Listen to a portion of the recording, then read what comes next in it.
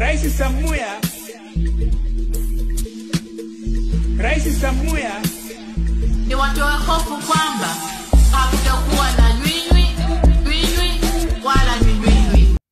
Mtazamaji wangu, moja ya taarifa inayozidi kugonga vichwa vya habari hivi sasa ni kuhusiana na kutekwa kwa mfanyabiashara mkubwa nchini Tanzania.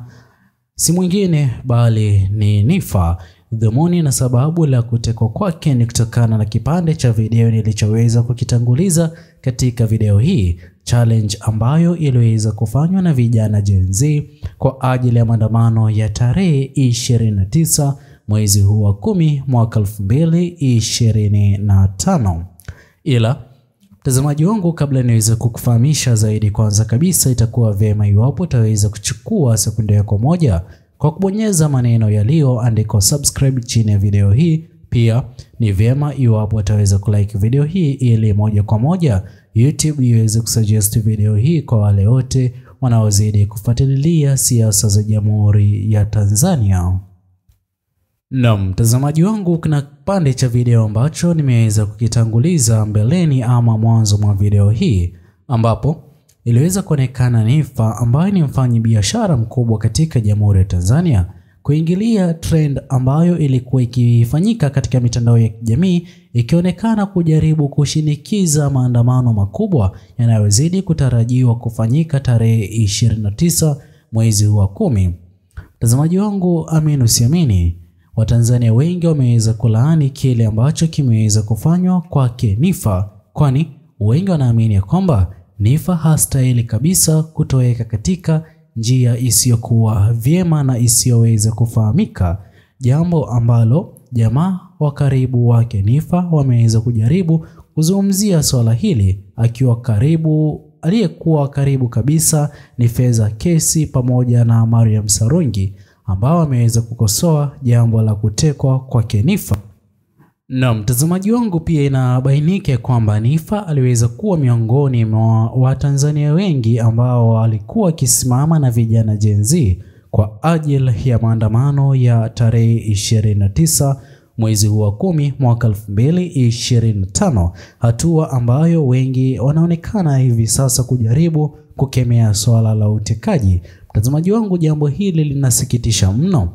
Kutekwa kwa Niffer ni jambo ambalo Watanzania wengi hawakuweza kutarajia. Kwa njia moja ama nyingine, Niffer amekuwa mfanyabiashara na hata hapo awali hakuweza kujihusisha na mambo ya kisiasa, ila kutokana na challenge inayoaminika kuwa kumvutia kutokana naye kuwa mmoja wa vijana Gen Z, ndipo ambapo aliamua kufanya hivyo. Ila mwisho siku tumeweza kushuhudia jambo lingine ambalo inaendelea kubainika kwamba swala la utekaji linazidi kumea mizizi na hata kuwa jambo gumu, hasa kwa yoyote yule anayezidi kukosoa viongozi wakuu wa chama cha CCM na hata serikali nzima ya awamu ya 6 inayozidi kujipanga kwa mara nyingine kuingia ofisini kupitia uchaguzi huu wa tarehe 29 unaozidi kutarajiwa kufanyika. Ila mtazamaji wangu, hivi sasa gumzo zito ni hashtag za Free Niffer, hatua ambayo inaonyesha jinsi gani ambavyo sasa uongozi mzima wa serikali ya awamu 6 utaweza kulazimika kwa mara nyingine kupunguza network katika mitandao ya kijamii ili kulemaza hashtag hizo kuenea na kujaribu hata kuvuruga uchaguzi mkuu. Mtazamaji wangu, itakuwa vyema iwapo hapo utaweza kutuachia maoni yako kuhusiana na kutekwa kwa Niffer, ila ningependa tuweze kufanya recap ya kile ambacho kinazidi kushuhudiwa hivi sasa katika Jamhuri ya Tanzania kuhusiana na mambo ambayo yatachangia vijana Gen Z kufanikisha zoezi lao la maandamano. Hasa hivi sasa maandamano hayo yanazidi kuzungumziwa hasa nchini Kenya, hata kusababisha mipaka kati ya Kenya na Jamhuri ya Tanzania kuimarishwa maradufu kwa ajili ya kujaribu kudhibiti vuguvugu la vijana Gen Z kutoka katika taifa la Kenya kujiunga na vijana wa Gen Z katika Jamhuri ya Tanzania, kwani pia Wakenya wengi wanazidi kukosoa kile ambacho wanazidi kukishuhudia katika Jamhuri ya Tanzania, kwani ni tofauti kabisa na jinsi ambavyo waliweza kutarajia uchaguzi huu wa mwaka 2025 utaweza kufanyika, ila haijaweza kuwa hivyo, na hata inazidi kuonekana wazi viongozi wakuu wa chama cha CCM na serikali ya awamu ya sita hawapo tayari kufanya maridhiano ama kusikiliza kile ambacho vijana wa Gen Z wanazidi kuomba, hata kuchukiza mno vijana Gen Z kuwa na mori wa maandamano ambayo yanazidi kuzungumziwa pakubwa, hatua ambayo itakuwa ni pigo kubwa kwa uongozi wake Rais Mama Samia Suluhu Hassan, ijapokuwa bidii nyingi zinazidi kuwekezwa jinsi ambavyo Mange Kimambi anazidi kudai, na hata kama Mariam Sarungi na kina Hilda Newton kudai kwamba kuna mbinu ya kutumia mbinu ya kutumia watu maarufu katika Jamhuri ya Tanzania kueneza habari njema kuhusiana na Watanzania waweze kushawishika kupiga kura na sio kuandamana, na ndipo ambapo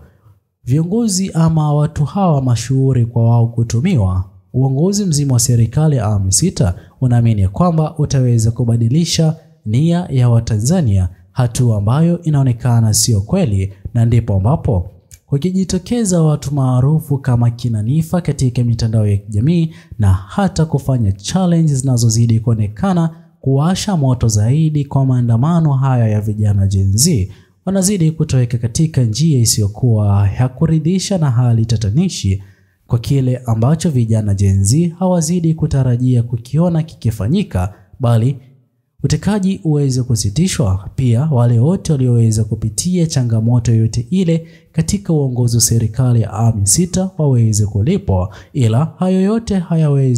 hayaonekani yakifanyika sawia na kile ambacho vijana Gen Z hadi hivi sasa wanazidi kulilia uhuru wake Mheshimiwa Tundu Lissu, ila uhuru wake Mheshimiwa Tundu Lissu haujaweza kupatikana, na ikiwa imesalia siku mbili tu uchaguzi mkuu wa mwaka 2025 uweze kufanyika, na ndipo ambapo kutokana na haya yote vijana Gen Z wanazidi kulilia. Inaonekana vijana Gen Z kutoka katika Jamhuri ya Kenya na wao kuamini kwamba hizi ndizo sababu muhimu kwa vijana Gen Z waweze kuandamana dhidi ya uongozi huu wa serikali ya awamu ya sita, na hata viongozi wakuu wa chama cha CCM wasiweze kupewa nafasi ama fursa nyingine kuongoza serikali ya awamu ya saba kupitia rais ambaye ataweza kuingia Ikulu na kuhudumu kama rais wa saba wa Jamhuri ya Tanzania, ambapo wengi vijana wa Gen Z wasingependa aweze kuwa Rais Mama Samia Suluhu Hassan.